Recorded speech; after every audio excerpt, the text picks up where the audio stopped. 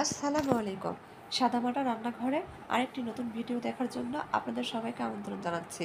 আজকের রেসিপি একেবারে পারফেক্ট আলুর চপ। এভাবে আলুর চপ তৈরি করলে গরম তেলে দেওয়ার পর ভেঙে যাবে না বা গলে যাবে না। তো চলুন দেখি রান্না শুরু করি। এখানে আগে থেকে আমি মিডিয়াম সাইজের দুটো আলু সেদ্ধ করে খোসা ছাড়িয়ে নিয়েছি। এখন হাতে ভালোভাবে আলুটা মেশ করে নিব বা ভর্তা করে নিব।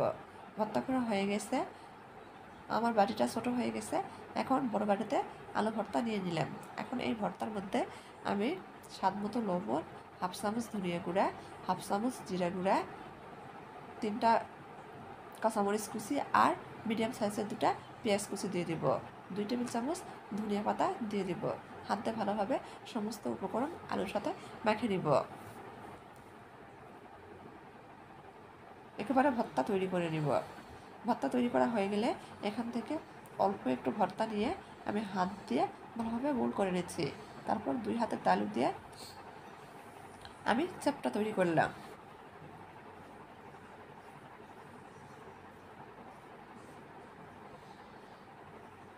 আর পাশে আমি হাতের আঙুল দিয়ে ভালোভাবে চেপে চেপে দিচ্ছি। এতে করে আলুর গায়ে কোনো ফাটল থাকলে, চপের গায়ে কোনো ফাটল থাকলে তাই স্মুথ হয়ে যাবে।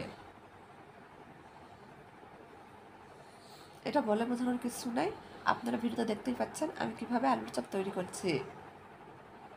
এভাবে বাকি আলুর চপ তৈরি করে নিব। আমার আলুর চপ তৈরি করা হয়ে গেছে। এটা এখন ডিপ ফ্রিজে 2 ঘন্টার জন্য রেখে দেব। এই 2 ঘন্টার মধ্যে আলুর চপ ভালোভাবে সেট হয়ে যাবে।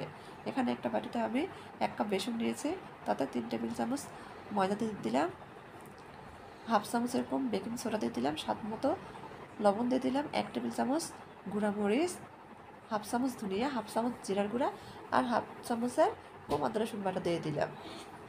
এখন অল্প অল্প করে ঠান্ডা পানি দিয়ে একটা ব্যাটার তৈরি করে নেব।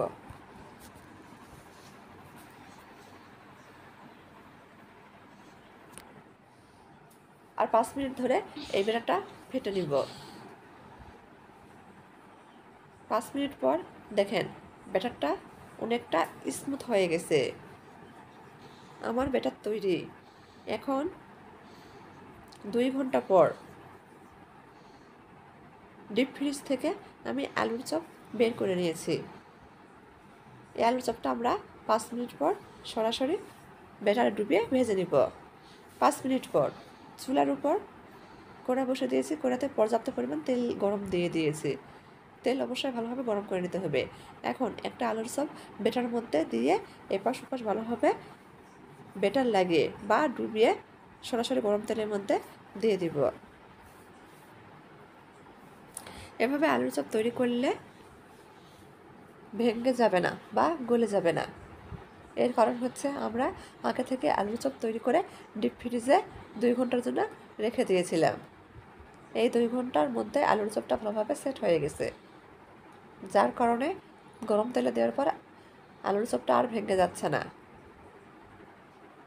আপনারা এই টিপসটা ফলো করতে পারেন, দেখবেন ইনশাল্লাহ আপনাদের আলু চপ গরম তেলে দেওয়ার পর আর ভেঙে যাবে না। এক পাশ হয়ে গেলে উল্টে দিব অপর পাশ ভাজার জন্য। এভাবে বারবার উল্টে পাল্টে চুলার আঁচ লো হিটে করে আলুর চপগুলো ভেজে নিব। ভাজা হয়ে গেছে, উঠে নিব।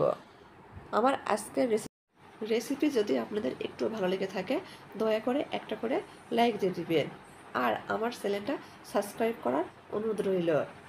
আজকের মতো এই পর্যন্তই, আবার দেখা হবে ইনশাল্লাহ। আল্লাহ হাফেজ।